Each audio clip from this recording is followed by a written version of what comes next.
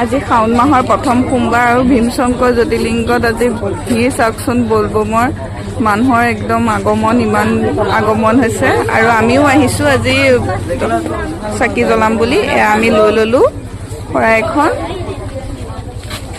বলক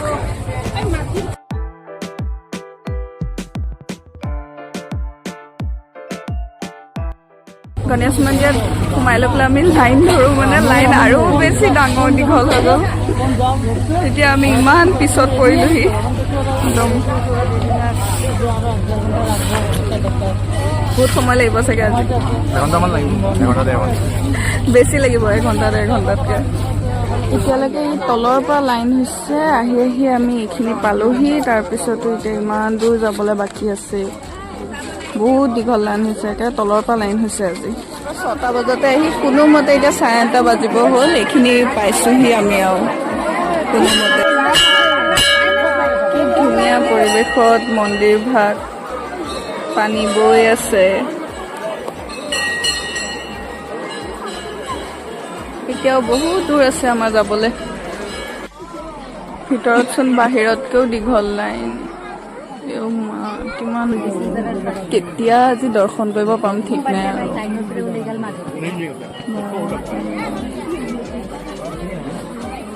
কেনে লাগিছে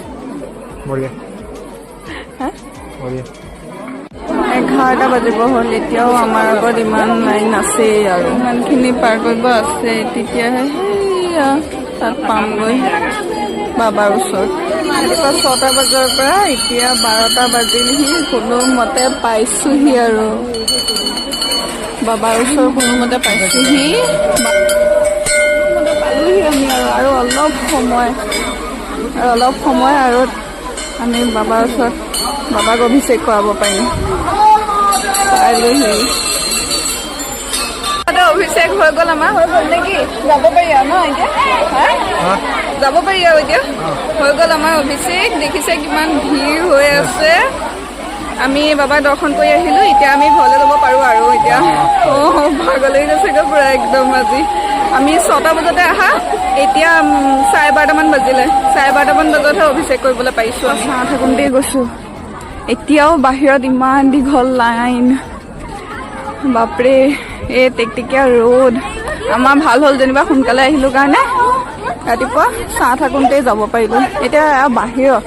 গেটৰ ওচৰতো নহয় গেটৰ পৰা বহুত দূৰত ইমান ভোক খুৱাই আছে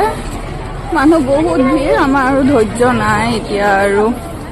ভোক খাবলৈ লাইন ধৰিবলৈ সেইকাৰণে যাওঁ ঘৰলৈ আমি